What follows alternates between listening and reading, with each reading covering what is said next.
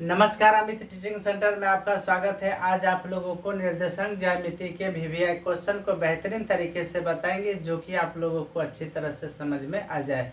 तो यदि इस चैनल पर आप नए हैं तो चैनल को सब्सक्राइब कर लीजिए और वीडियो को लाइक कर दीजिए। तो देखेंगे हमारा क्वेश्चन क्या है। तो हमारा क्वेश्चन है y का मान ज्ञात कीजिए। क्या बोल रहा है? y का मान ज्ञात कीजिए जिसके लिए बिंदु इतना और इतना के बीच की दूरी 10 मात्रक है। क्या बोल रहा है? फिर से पढ़ेंगे। y का मान ज्ञात कीजिए जिसके लिए बिंदु इतना और इतना के बीच की दूरी 10 मात्रक है। तो यहाँ पर सबसे पहले क्या करेंगे, एक रेखाखंड खींच लेंगे और यहाँ पर बिंदु P है और P का निर्देशांक कितना दे रखा है, तो ये 2 - 3। ठीक है। और यहाँ पर बिंदु क्या कर लेंगे, Q को ले लेंगे और इसका निर्देशांक कितना है, 10 और y। ठीक है। अब यहाँ से देखिए, y का मान ज्ञात कीजिए जिसके लिए बिंदु इतना और इतना के बीच की दूरी कितना है, 10 मात्रक है। यानी कि PQ की दूरी कितना दे रखी है, तो यहाँ पर 10 मात्रक है। तो यहाँ पर इस तरह से होगा। ठीक है। अब यहाँ पर क्या लिखेंगे, तो यहाँ पर लिखेंगे सबसे पहला नंबर में कि दिया गया है। ठीक है। दिया गया है तो क्या दिया गया है, तो लिखेंगे बिंदु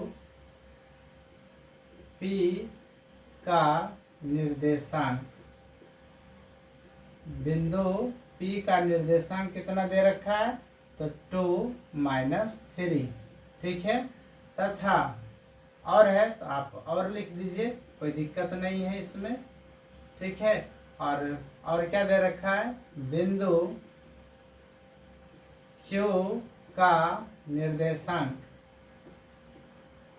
बिंदु Q का निर्देशांक कितना दे रखा है, तो 10 और y दे रखा है। कितना दे रखा है, 10 और y। P का निर्देशांक दे रखा है 2 - 3 और Q का निर्देशांक कितना दे रखा है, 10 y। ठीक है। अब यहाँ से देखेंगे क्या बोल रहा है, जिसके लिए बिंदु इतना और इतना के बीच की दूरी कितना है, 10 मात्रक है। यानी कि दूरी का मान दे रखा है, यानी कि PQ का मान कितना दे रखा है, 10 मात्रक। यहाँ पर 10 मात्रक लिख दिए। अब यहाँ पर क्या करना है, दूरी का फॉर्मूला लगाना है। यानी कि PQ बराबर क्या होगा, √अंडर। तो आप ध्यान से यहाँ देखेंगे कि जहाँ पर x या y रहेगा, यहाँ पर क्या है, y है, तो आप कोशिश करेंगे क्या करना है के लिए, आगे लिखने के लिए। तो देखेंगे किस तरह से। देखिए ये किस पर है, x है ना, ये क्या है, y2 पर है। यानी कि यहाँ पर देखिए ये क्या होता है, x1 और ये कोमा ये y1 हो जाएगा। ये क्या हो जाएगा, y1 और ये हो जाएगा x2, y2। ठीक है। तो यहाँ पर देखिए क्या होता है, सबसे पहले यहाँ पर देखिए इस छोटी ब्रैकेट यानी कि निर्देशांक में जो होता है, अगर ये दिया है 2 और ये 4 या कुछ भी यहाँ पर दे दिया जाए, तो यहाँ पर समझेंगे क्या, पहला जो होता है वो x का मान होता है और दूसरा जो होता है y का मान होता है। तो इसलिए यहाँ पर x1 ले लिए और ये y1 हो गया, और ये x2 ले लिए तो ये y2 हो गया। ठीक है। तो इसका फॉर्मूला इसी रूप में होता है दूरी का। तो यहाँ पर क्या होगा, तो देखिए हमें y को आगे लाना है, तो किस रूप में लाएंगे, तो x2 - x1 का होल स्क्वायर प्लस फिर लिखेंगे y2 - y1 का होल स्क्वायर। यही आपका क्या है, दूरी का फॉर्मूला है। ठीक है। तो PQ का मान कितना दे रखा है, तो 10, तो यहाँ पर 10 लिख देंगे और यहाँ पर √अंडर हो जाएगा। ठीक है।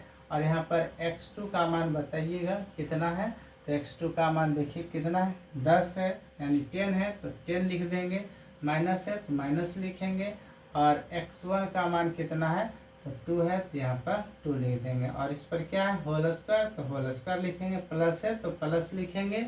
y2 का मान कितना है, तो y2 यहाँ पर देखिए कितना है, y है तो y लिखेंगे, माइनस है तो माइनस लिखेंगे। y1 का मान कितना है तो -3 है, और यहाँ पर देखिए -3 है और यहाँ पर पहले से ही माइनस बैठा है, तो क्या होगा माइनस माइनस प्लस हो जाएगा और ये 3 और इस पर स्क्वायर हो जाएगा यानी कि होल स्क्वायर। अब यहाँ से आप ध्यान देंगे, यहाँ पर देखिए रूट है इस तरफ, और इस रूट को अगर इस तरफ लाएंगे तो ये क्या होगा रूट का स्क्वायर हो जाएगा। तो यहाँ पर क्या हो जाएगा 10 का स्क्वायर हो जाएगा, और यहाँ पर बचेगा हमारा क्या रूट खत्म हो गया, तो यहाँ पर हो जाएगा 10 में से 2 जाएगा तो 8, और 8 का स्क्वायर करेंगे तो 8 8 64 हो जाएगा, प्लस से प्लस लिखेंगे।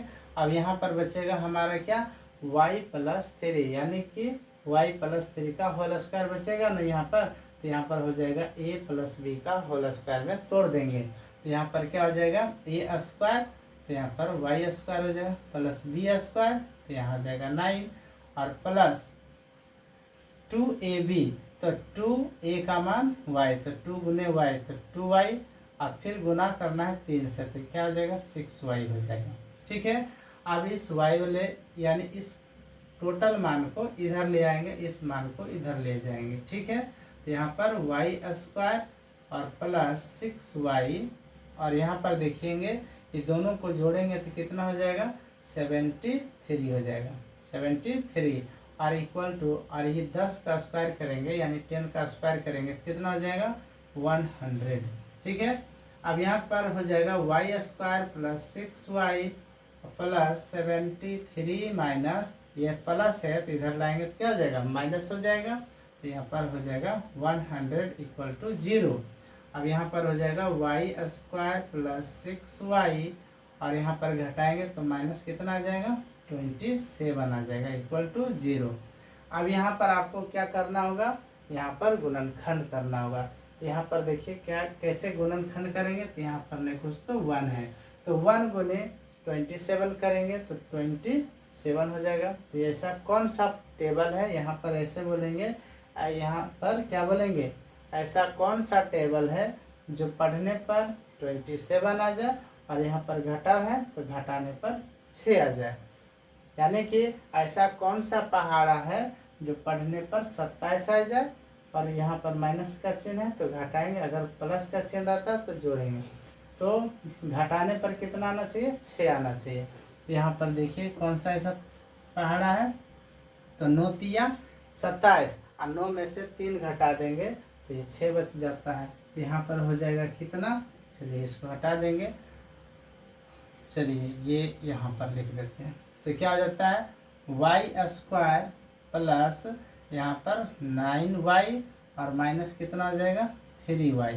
फिर देखिए 9 में से 3 को घटा देंगे तो ये क्या हो जाएगा 6y बचेगा, और -27 है तो -27 लिख देंगे। ठीक है, तो ये समझ में आ रहा है ना, तो y स्क्वायर था y स्क्वायर लिख दिए, और 6y को हम किस रूप में लिखे 9y - 3y। ठीक है, यानी 9y - 3y, और -27 है तो -27 लिखें इक्वल टू 0, यानी मेन रूप से हम क्या करते हैं गुणनखंड में ये बीच वाले को ही तोड़ते हैं। ठीक है, अब आगे देखेंगे क्या होगा, तो इसमें y कॉमन ले लेंगे तो y प्लस क्या हो जाएगा 9 बचेगा।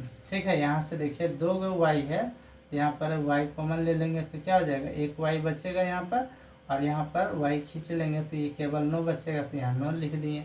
अब इसी रूप में फिर एक और घर बनाना है, तो माइनस यहाँ पर 3 कॉमन लेंगे तो यहाँ पर क्या हो जाएगा y प्लस 9 इक्वल टू 0 हो जाएगा। ठीक है, अब यहाँ से देखिए दोनों घर सेम हो गया, तो समझिए आपका गुणनखंड सही हो रहा है। तो यहाँ पर क्या हो जाएगा y प्लस 9, अभी दोनों को क्या करना है कॉमन ले लेंगे, तो यहाँ से क्या अगर y प्लस 9 को कॉमन लिए हैं तो यहाँ पर क्या बचा 1, और 1 गुने y करेंगे यानी y गुने 1 करेंगे तो क्या हो जाता है y हो जाएगा, और यहाँ पर -3 है तो -3 लिखिए। ठीक है, लेकिन ध्यान से देखिए यहाँ पर y प्लस 9 को बाहर निकाल लिए तो यहाँ पर क्या बचा है 1, और 1 यानी 1 गुने -3 करेंगे तो ये क्या होगा -3 हो जाएगा। तो इस प्रकार से हम गुणनखंड कर चुके हैं। ठीक है, और यह करते भी हैं।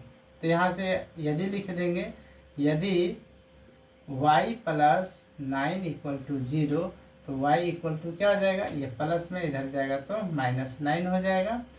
फिर इसी प्रकार से क्या करना है, यदि y है ना, y -3 इक्वल टू 0, तो y इक्वल टू क्या हो जाएगा, ये है माइनस में, इस तरफ भेज देंगे तो प्लस में हो जाएगा। तो y का मान क्या आ रहा है, तो y का मान, हमें तो y का मान निकालने के लिए बोल रहा था कि y का मान ज्ञात कीजिए। तो y का मान हम ज्ञात किए तो क्या आ रहा है, ये भी y का मान आ रहा है -9, और ये क्या आ रहा है, +3 आ रहा है। तो अतः हमें लिख देंगे क्या, अतः हमें लिख देंगे y इक्वल टू -9 है, सॉरी -9, और ये हो गया 3, और यही हमारा क्या हो जाएगा, आंसर हो जाएगा। तो इस प्रकार से निर्देशांक ज्यामिति के क्वेश्चन बनाए जाते हैं। तो बस इतना ही। नेक्स्ट वीडियो देखने के लिए हमारे चैनल को सब्सक्राइब करें। जय हिंद।